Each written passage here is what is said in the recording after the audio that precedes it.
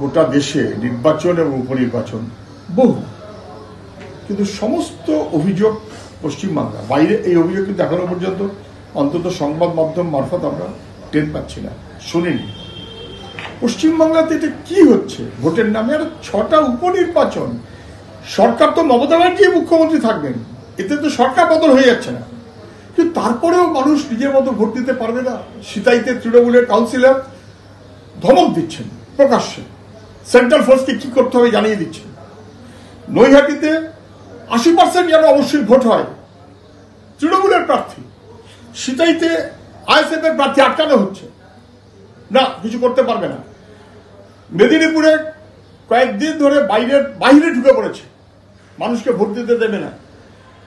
হারোয়াতে একই রকম ভাবে শাহজাহানের বাহিনী ঢুকে পড়েছে, তালডাংরায় তাই। কি হচ্ছে এটা?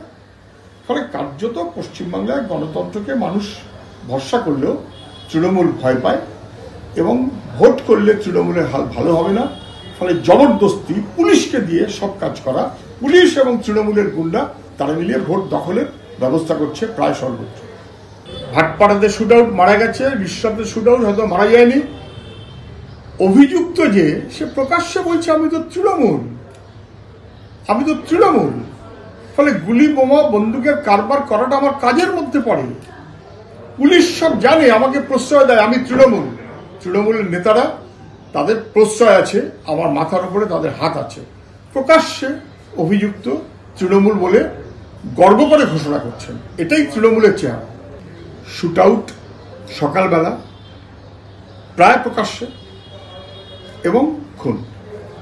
তৃণমূলের কর্মী, পরিচিত নেতা, সবারই ঘনিষ্ঠ, তৃণমূলের সব নেতারই ঘনিষ্ঠ।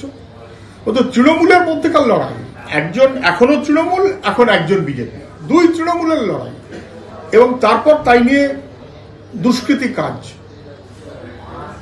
মুখ্যমন্ত্রী বুঝতে পারছেন যে দুষ্কৃতীদের প্রাধান্য দিয়ে চলাটাই ওখানে পুলিশের কাজ, এবং সেই কারণে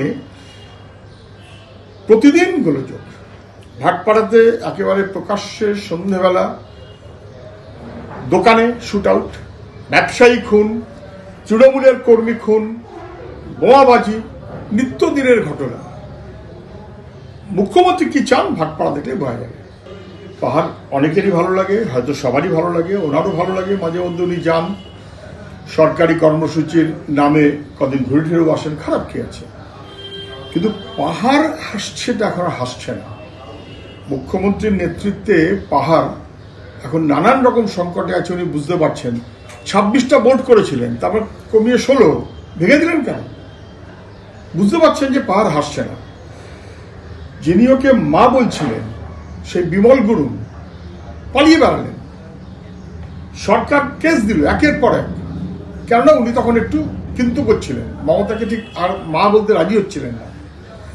আবার যখন আসলেন তখন আবার আরেক রকম, তখন একদম পুলিশের ঘেরাটোপে বসে সাংবাদিক সম্মেলন করছেন, ইউএপি এর আসামি। আবার এখন আরেক রকম বদলে গেছে। ফলে মুখ্যমন্ত্রীর এই পাহাড়ের মেঘ দেখেছেন তো, কখন উঠবে কখন চলে যাবে, কখন দেখা যাবে কখন দেখা যাবে না। রোদ আছে তো নেই। মুখ্যমন্ত্রীও তেমন, যেমন যেদিন যেরকম পরিবেশ থাকবে সেদিন উনি সেরকম ভাবে কথা বলবেন। একের পর এক বোর্ড ভেঙে দিতে হয়েছে ওনাকে। এখন উনি পাহাড় নিয়ে নতুন কিছু কথা বলার চেষ্টা করছেন, খুব লাভ হচ্ছে না। একেবারে স্কুলের ছেলে মেয়েদের ট্যাব, তাদের লেখাপড়ার জন্য, সেটাতেও দুর্নীতি, সেটাতেও কেলেঙ্কারি। তৃণমূলের সরকার দুর্নীতি বাদ দিয়ে এক পা চলতে পারবে না। ত্রিফলা কেলেঙ্কারি দিয়ে শুরু হয়েছিল, প্রতিমধ্যে সব চলতে চলতে ট্যাব, তারপরে এখন দেখতে পাচ্ছেন সিসিটিভি। সবই ট্যাব কেলেঙ্কারিতে, দুর্নীতিতে ধরা পড়েছে মালদাতে পরিচিত তৃণমূল কর্মী। আরে আমি তৃণমূল করি, অতএব আমার টাকার হক আছে, টাকা দিতে হবে আমাকে, যেভাবেই হোক দিতে হবে। আমফানে যা ক্ষতি হয়নি তাকে যেমন টাকা দেওয়া হয়েছে, ট্যাব তেমনি যার পাওয়ার কথা নয় তার অ্যাকাউন্টে চলে গেছে টাকা, এমনকি ভিন রাজ্যে। কে অভিযুক্ত? তৃণমূল। অ্যারেস্ট হয়েছে কে? তৃণমূল। সবই তৃণমূল, এর বাইরে কোনো গল্প নেই। সেই তৃণমূল আজকে তৃণমূল, কালকে বিজেপি হবেন কিনা ভিন্ন। Trinamool no vote to BJP বলে না, বলে জবরদস্তি তৃণমূলকে ভোট দেওয়ার কথা বলে, আর কেউ না, বিরোধী শূন্য চায়। নো ভোট টু বিজেপি বলবে কেন? বিজেপির প্রশ্রয় নিয়ে তৃণমূলকে চলতে হয়। বরং মমতা ব্যানার্জি প্রকাশ্যেই ঘোষণা করেছিলেন লাল ঝান্ডা যেন গোটা পশ্চিমবাংলায় কোথাও দেখা না যায়। তৃণমূল সেই মনোভাবেই চলে। বিজেপির Suvendu no vote to Trinamool বলছে, তৃণমূলে যখন ছিল তখন নো ভোট টু তৃণমূল না বলে বলতো ভোট ফর তৃণমূল, এখন বলে নো ভোট টু তৃণমূল। ফলে কখন কিরকম কি বলবেন সবই স্থানীয়, সাময়িক, কিছুদিনের ব্যাপার। কে জানে কাল বাদে পরশুদিন মমতা কি বলবে আর শুভেন্দু কি বলবে। আমরা যে কথাটা বলি সেটা হচ্ছে no vote to Trinamool, no vote to BJP না, no vote to both Trinamool and BJP. গোটা ভারতবর্ষে বিজেপির বিরুদ্ধে সবাইকে একজোট করো, পশ্চিমবাংলায় বিজেপি তৃণমূলের বিরুদ্ধে সবাইকে একজোট করো।